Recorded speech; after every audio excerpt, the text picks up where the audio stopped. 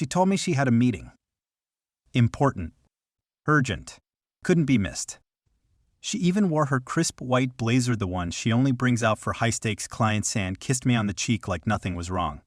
But something was. I felt it.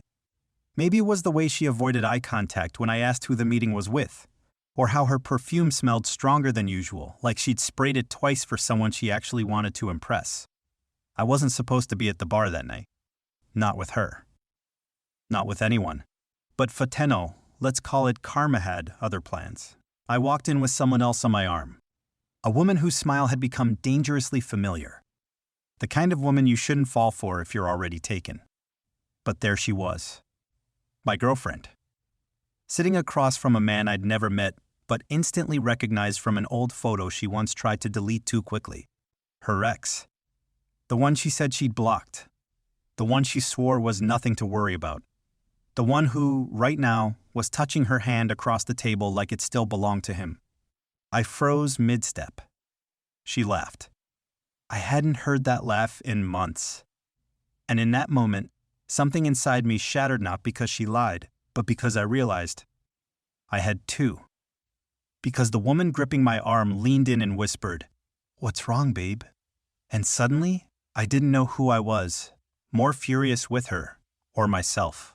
We were both cheating, both lying, both playing some twisted game we never agreed to. But only one of us was about to get caught. And tonight, the truth wouldn't just come out. It would explode. Her name is Zara. We met 3 years ago at a friend's engagement party. She was in a red dress, sipping white wine, and laughing at a joke I never heard, but somehow, her laugh made me turn around. I never believed in love at first sight, until that moment. Zara wasn't just beautiful, she was magnetic. The kind of woman who walked into a room and made everyone else feel like background noise. Confident, clever, ambitious. The kind of woman who made you want to be better, just so she'd keep looking at you the way she did that night. I was a struggling architect then, freelancing from a one-bedroom apartment with peeling paint and dreams bigger than my bank account. She, on the other hand, worked in corporate PR sharp suits. Smoother words, she had her life figured out. I was still sketching mine, but she saw something in me. She liked my chaos, or maybe she pitied I could never tell. Either way, she stayed. And somehow, our lives started blending like watercolors. Mornings became shared coffee, Sunday nights turned into grocery runs and Netflix, and slowly, my apartment started filling with little pieces of her books, her shoes, her perfume lingering in the air like a promise. We never made it official with rings or papers, but our lives were married in every other way. We had routines, inside jokes, fights that ended with soft apologies and forehead kisses. Plans for the future maybe not all laid out, but whispered between kisses when the lights were off. For a while, I thought she was it. My person. The one. But then something shifted. It was subtle at first. Missed calls. Meetings that went late. Less eye contact, more screen time. She started going out more, dressing up for work in a way that felt unfamiliar. Not that I didn't want her to look good, but it was the kind of effort you make when you want to be noticed. By someone. She stopped asking about my projects. We used to talk for hours about architecture, about how I wanted to build homes that felt like memories. Now, when I brought it up, she just nodded, distracted, like she was listening to something else in her head. And then came the lies. Small ones at first. Easily dismissible. I'm with a client. I forgot to text. My phone died. I told myself I was overthinking. That relationships ebb and flow. That love doesn't always look like it did in the beginning. But deep down, I knew. I just didn't want to admit it because if I did, I'd have to face something darker. That maybe, just maybe, I'd been slipping too. See, there's someone else. A woman I met at a design pitch, of all places. She admired my work, my mind in a way that felt addicting. She laughed at my bad jokes, remembered the buildings I said inspired me, and looked at me like I mattered. Like I hadn't been invisible for the past 6 months. I didn't mean for it to turn into anything. But it did. So when Zara said she had a meeting that night, and I made plans with the other woman instead, it didn't feel like betrayal. It felt like balance. Until I saw her. In that bar. With him.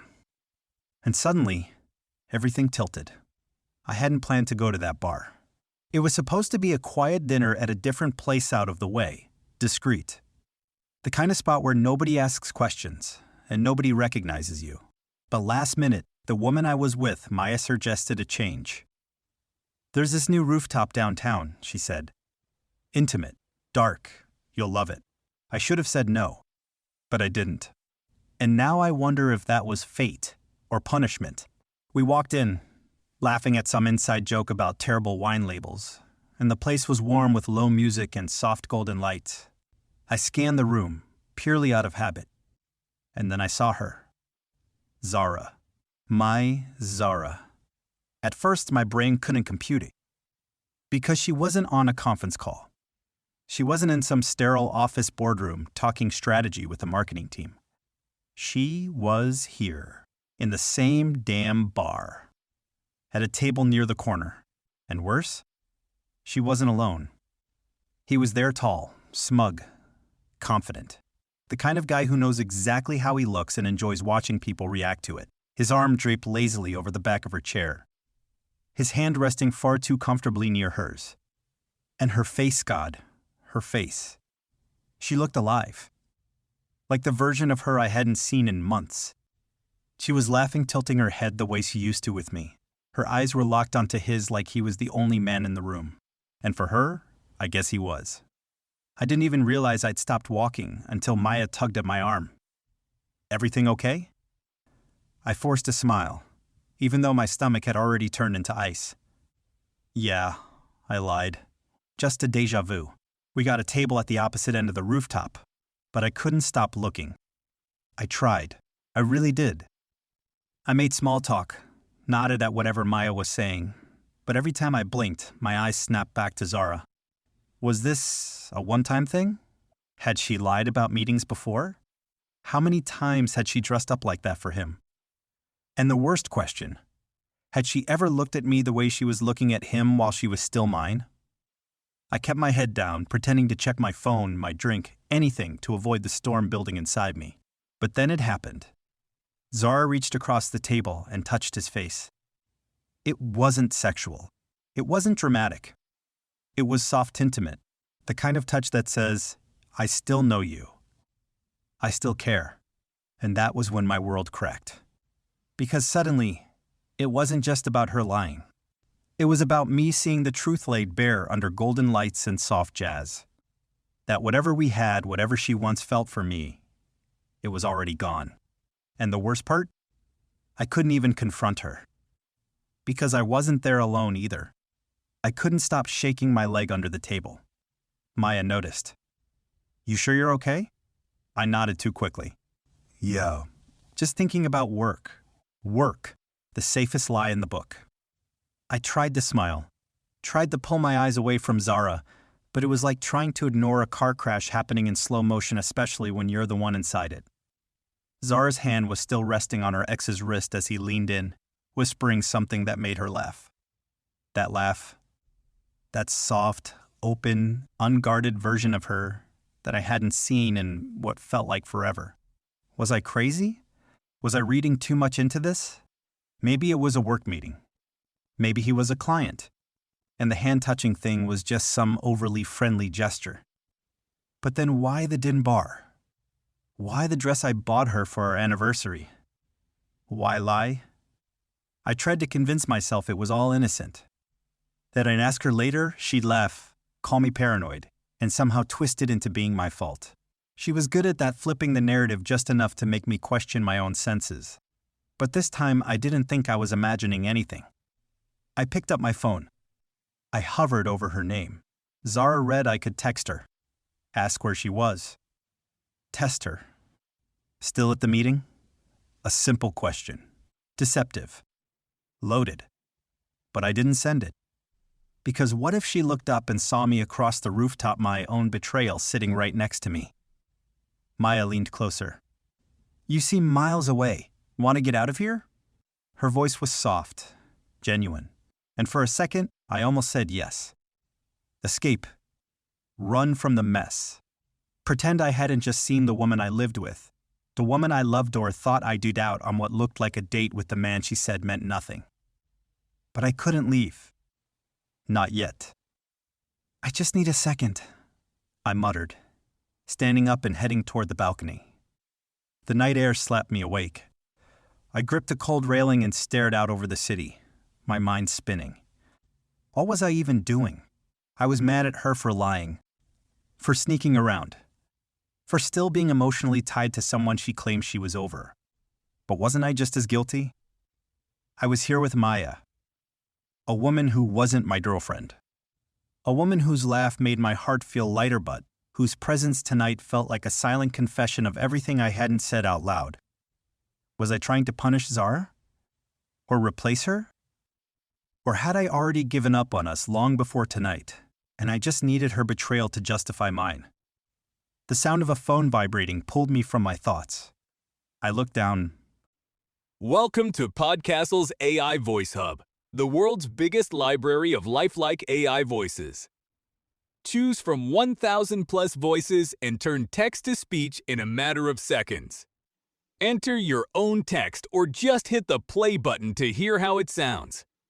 Still in the meeting. Might run late, don't wait up.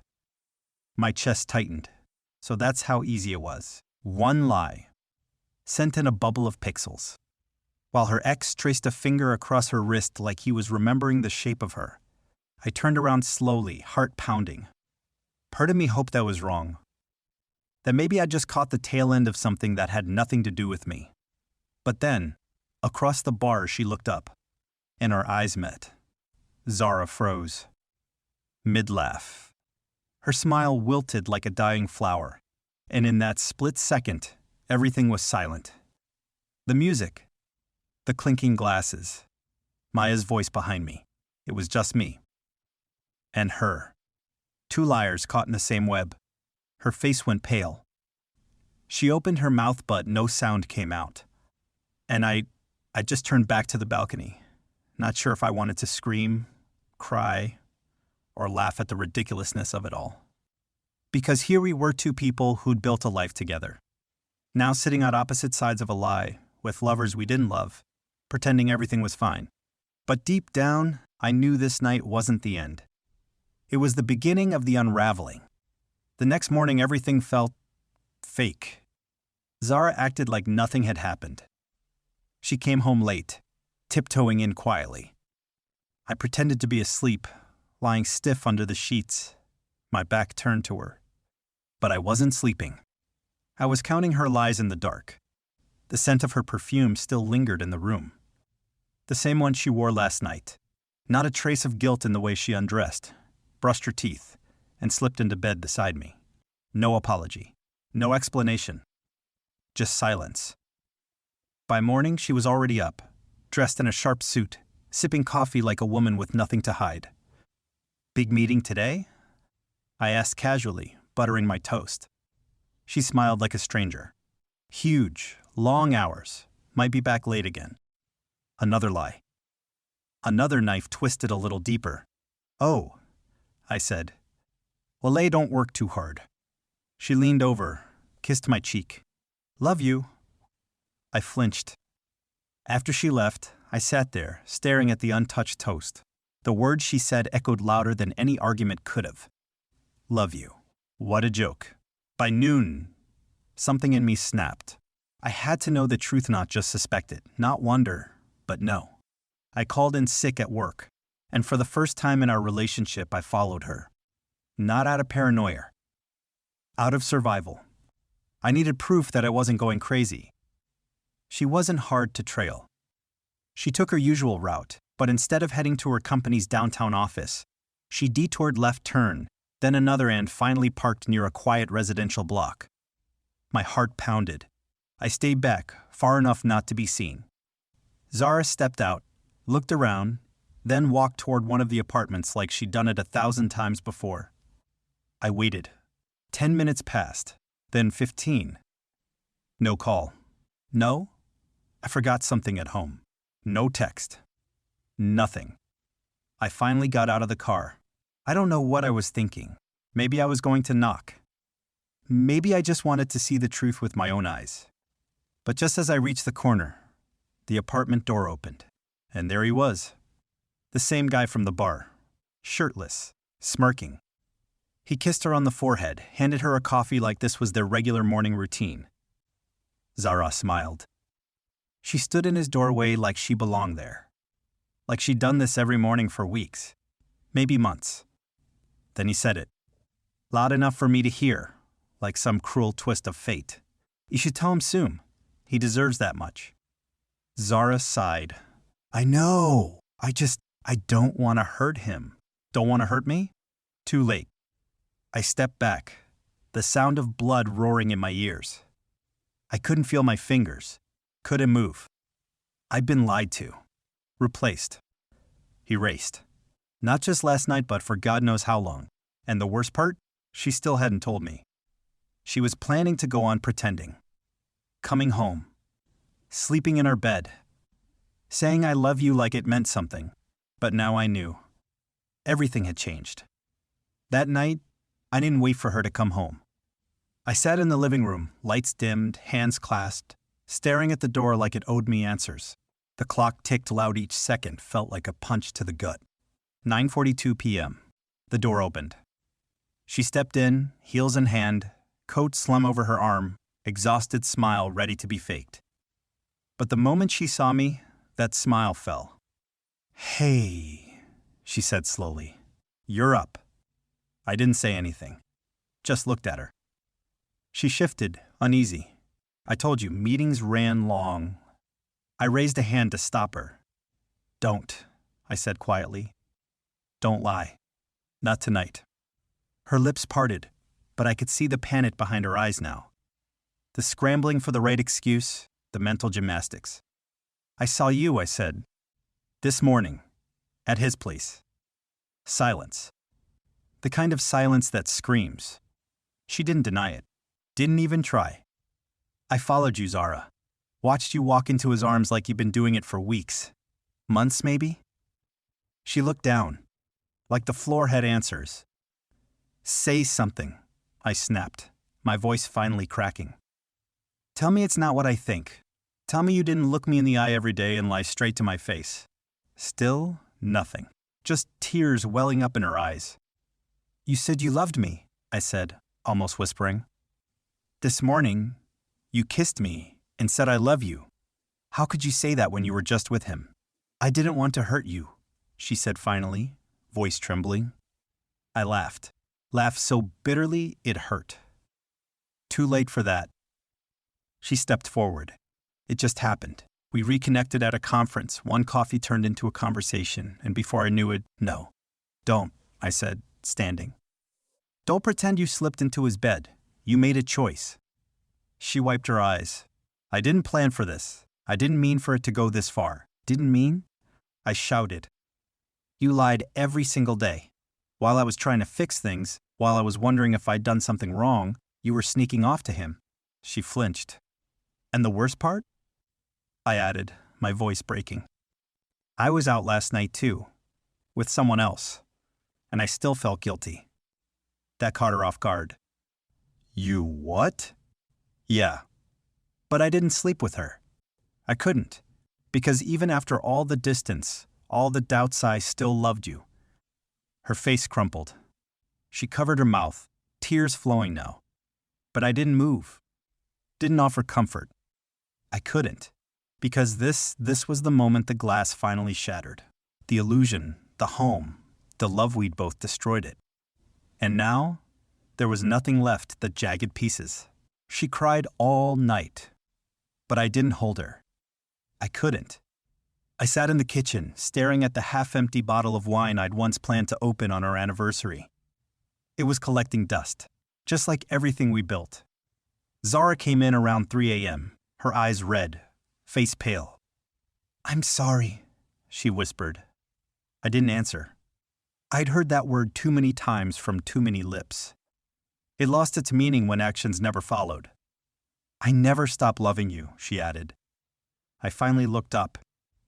If that's true, then why didn't you stop yourself? She opened her mouth, then closed it. No excuses left. That was the last time I asked her anything. The next morning, I packed a single bag and left. No dramatic exit. No shouting match. No slamming doors. Just a silent goodbye. I left my key on the table. She wasn't home.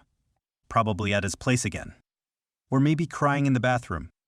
I didn't care anymore. Not because I stopped feeling, but because I'd felt too much for too long. 3 weeks passed. She called. Texted. Left voicemails. Long paragraphs filled with regret and promises. I didn't reply. I needed to disappear from her world the way she disappeared from mine, quietly, slowly, until absence became the new normal. I got my own place. Small apartment. Nothing fancy. But it was mine. No perfume lingering in the air. No lies hiding in closets. Just me, the silence and a freedom I hadn't felt in years. One evening, I bumped into Layla, the woman I'd been with that night. She smiled when she saw me, but it was a soft, knowing smile. No flirting. No expectations. Just kindness. We had coffee. Talked. Laughed even. It wasn't a date, but it didn't need to be. Sometimes, healing starts in the smallest moments. I told her the truth about everything. She didn't judge. She just listened. When I finished, she looked at me and said, "You didn't deserve that. But maybe it happened so you could find who you really are without her."